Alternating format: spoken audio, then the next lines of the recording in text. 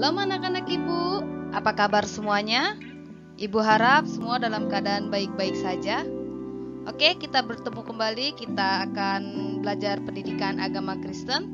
Seperti biasa, sebelum kita memulai pelajaran, kita bersatu di dalam doa. Bapa, terima kasih Tuhan, terima kasih untuk segala yang Kau berikan kepada kami Tuhan. Kami datang kembali Tuhan, ingin mengucap syukur setiap apa pemberian yang Kau berikan kepada kami. Bapa yang terkasih, sebentar lagi kami akan memulai pelajaran Tuhan.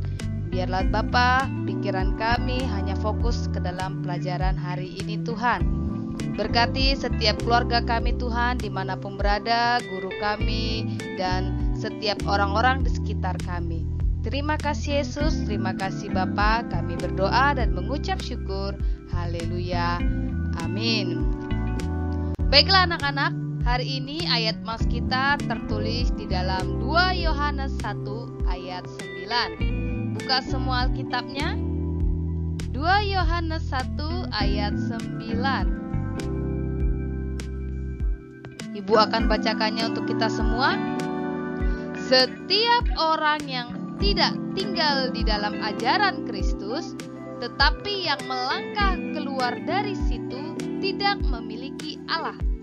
Barang siapa tinggal di dalam ajaran itu, ia memiliki Bapa maupun Anak. Tujuan pembelajaran kita hari ini yaitu pertama, menjelaskan arti HAM secara umum. Lalu yang kedua, murid mampu menjelaskan arti HAM dalam ajaran Kristen. Dan yang ketiga, menjelaskan perilaku yang benar terhadap HAM dengan tuntunan keadilan Allah kepada manusia. Lalu yang keempat, menjelaskan perilaku yang benar terhadap HAM dan tuntunan keadilan Allah. Anak-anak ibu, masih ingatkah semuanya materi kita minggu lalu mengenai apa? Ya, materi minggu kita yang lalu mengenai demokrasi. Ibu sudah memberi tugas kalian mengenai hal-hal demokrasi. Lalu di minggu sebelumnya ibu juga sudah memberi kalian tugas mengenai HAM. Apakah kalian tahu mengapa ibu memberi tugas mengenai HAM? Ya, karena minggu ini dan minggu kedepannya kita akan belajar mengenai HAM. Tetapi di bab 5 ini, kita akan belajar mengenai HAM adalah anugerah Allah.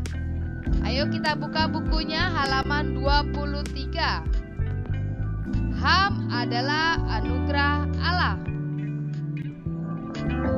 Kalau kita mendengar kata HAM, apa sih HAM itu? Ya, HAM itu singkatan, dia terdiri dari 3 kata. Yang pertama ada hak, ada asasi, ada manusia. Lalu apa sih hak itu? Apa sih asasi itu? Hak adalah menurut KBBI, Kamus Besar Bahasa Indonesia, benar, milik kewenangan, kekuasaan, untuk berbuat sesuatu, kekuasaan yang benar atas sesuatu, atau untuk menuntut sesuatu, derajat, martabat, wewenang menurut hukum. Lalu apa itu asasi? Asasi adalah hak dasar atau pokok. Asasi manusia adalah hak yang dilindungi secara internasional, yaitu deklarasi PBB seperti hak untuk hidup, hak kemerdekaan, hak untuk memiliki, hak untuk mengeluarkan pendapat. Di sini ibu mau cerita. Di sini ada cerita mengenai contoh HAM. Kita dengarkan bersama ya. Emon pergi ke gereja dengan wajah sedih. Hatinya gundah tak menentu. Tanpa disengaja, ia telah mendengarkan percakapan Eni, wanita yang selama ini ia anggap ibunya sendiri, dengan sahabatnya Mary yang datang dari kota lain dan menginap di rumah mereka.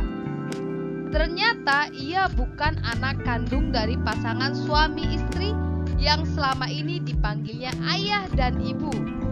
Emon adalah anak yang diadopsi ketika berusia 2 hari.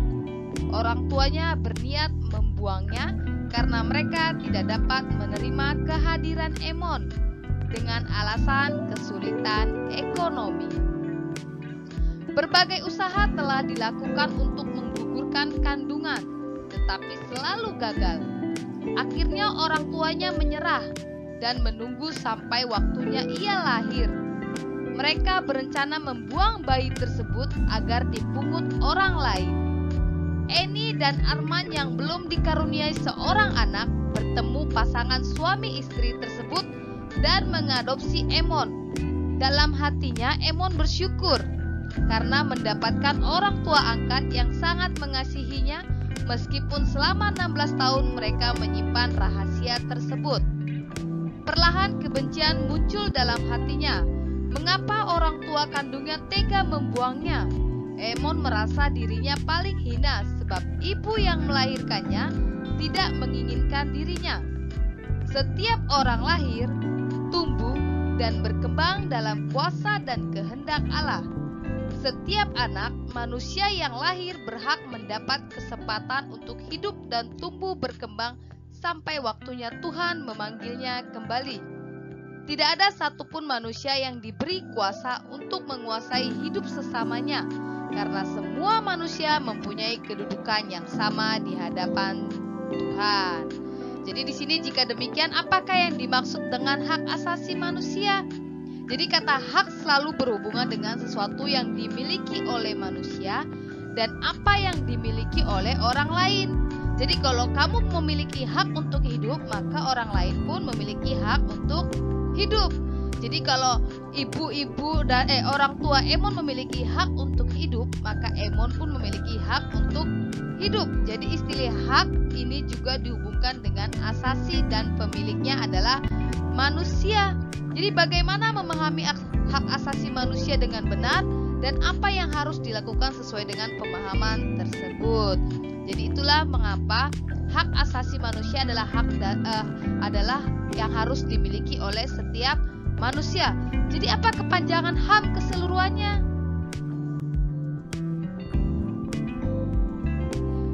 Di sini menurut Undang-Undang Nomor 39 Tahun 1999, HAM adalah seperangkat hak yang melekat pada hakikat dan keberadaan manusia sebagai makhluk Tuhan yang Maha Esa dan merupakan anugerah yang wajib dihormati, dijunjung tinggi, dan dilindungi oleh negara, hukum, pemerintah, dan setiap orang demi kehormatan serta harkat dan martabat manusia. HAM juga adalah hak yang melekat pada diri setiap manusia sejak awal dilahirkan yang berlaku seumur hidup dan tidak dapat diganggu-gugat oleh siapapun. HAM adalah hak-hak dasar atau pokok bagi manusia sejak dilahirkan yang merupakan anugerah dari Allah yang Maha Kuasa. Yang kedua, hak yang melekat pada martabat manusia sebagai insan ciptaan Allah yang bersifat tidak bisa dilanggar oleh siapapun. Lalu yang terakhir, hak selalu hadir bersama kewajiban. Jadi di sini hak asasi manusia pada hakikatnya berbicara tentang harkat dan martabat manusia sebagai ciptaan Tuhan. Jadi dalam pandangan Kristen, setiap orang harus menghormati hak asasi manusia dan memerankannya dengan bertanggung jawab kepada Tuhan. Itu pengertian HAM. Lalu selanjutnya kita belajar mengenai kedaulatan Allah.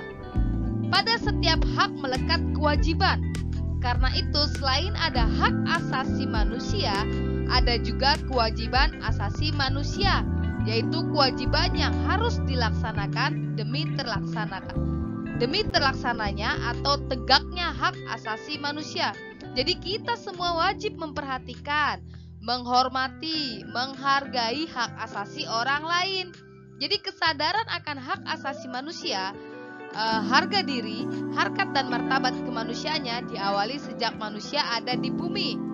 Jadi hal itu disebabkan oleh hak-hak kemanusiaan yang sudah ada sejak manusia itu dilahirkan dan merupakan hak kodrati yang melekat pada diri manusia. Jadi berbicara tentang HAM dalam iman Kristen, kita beranjak dari dua pokok utama. Yang pertama ada mengenai kedaulatan Allah. Kedaulatan Allah yang universal, dan yang kedua ada manusia diciptakan menurut gambar dan rupa Allah. Sekarang kita membahas satu pokok dulu. Kedaulatan Allah yang universal. Hak-hak yang paling asasi dilekatkan dan diletakkan oleh Allah pada setiap manusia semata-mata karena ia adalah manusia, makhluk ciptaan Allah. Jadi ketika Allah menciptakan manusia, Ia sendiri yang menghembuskan napas ke kehidupan ke hidung manusia sehingga manusia itu hidup. Itu ada di Kejadian 2 ayat 7. Allah sendiri yang memberikan napas kehidupan. Karena itu hanya Allah yang hendak mengambilnya dari manusia. Tidak ada seorang pun atau lembaga apapun termasuk negara yang mempunyai kuasa untuk membatalkan hak-hak tersebut.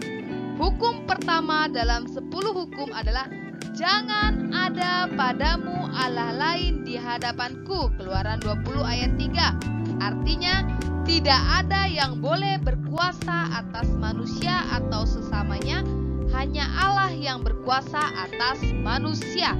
Itulah tentang kedaulatan Allah. Lalu yang kedua mengenai manusia diciptakan menurut gambar dan rupa Allah. Manusia adalah pribadi yang utuh di hadapan sesamanya dan di hadapan Allah, dan bertanggung jawab langsung kepada Allah. Tidak ada yang lebih kurang. Perbedaan latar belakang tidak sedikit pun mengurangi atau menambahkan kesamaan manusia di hadapan Allah. Oleh karena itu manusia harus saling menghargai, bertanggung jawab terhadap dirinya sendiri, dan memelihara kehidupan dengan sesamanya dan dengan alam semesta demi kesejahteraan umat. Jadi di sini kita harus memiliki rasa empati, simpati terhadap sesama manusia.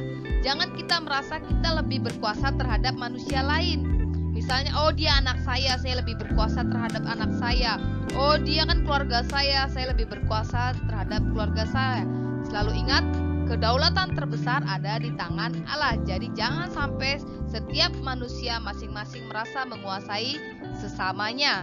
Karena semua manusia sama di hadapan Allah.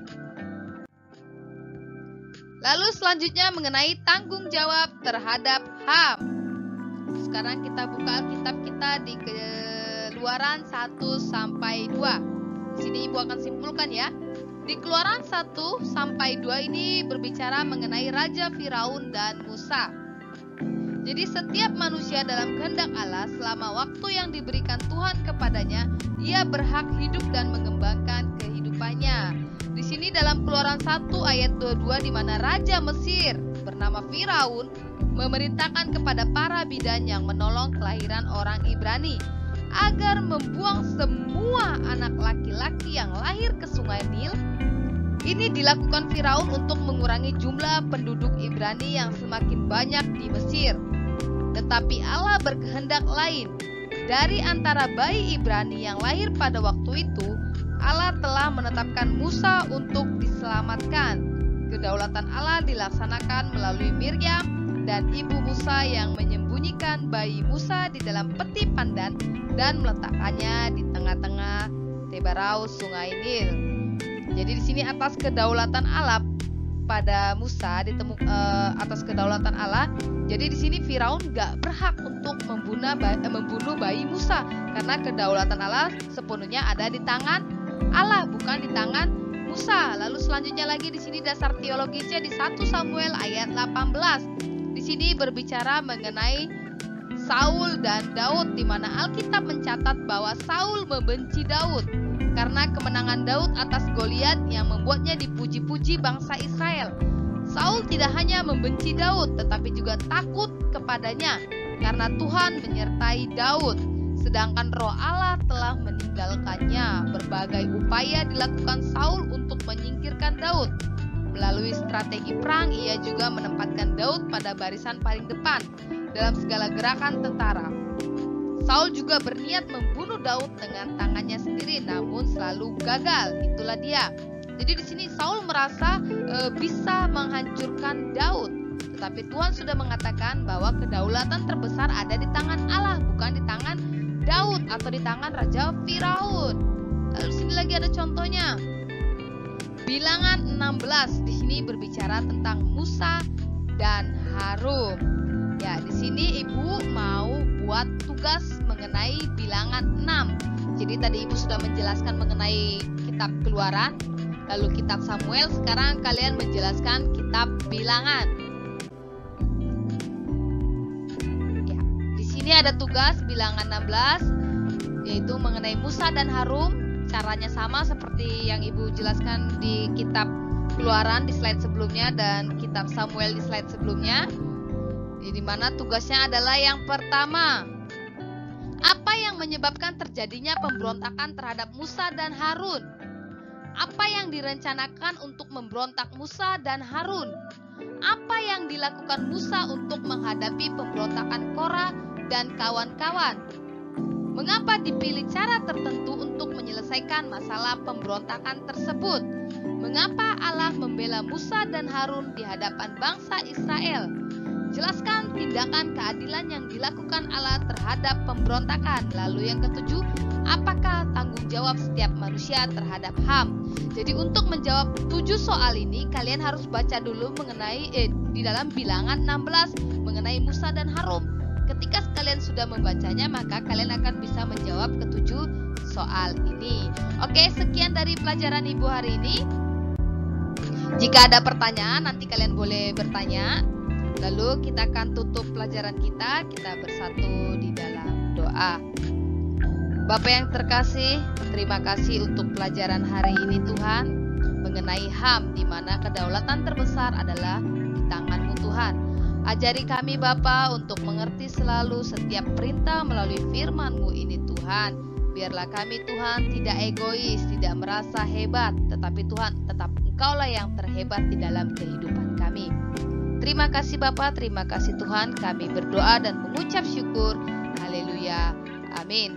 Oke anak-anak, sekian materi kita hari ini. Tuhan Yesus memberkati. Shalom.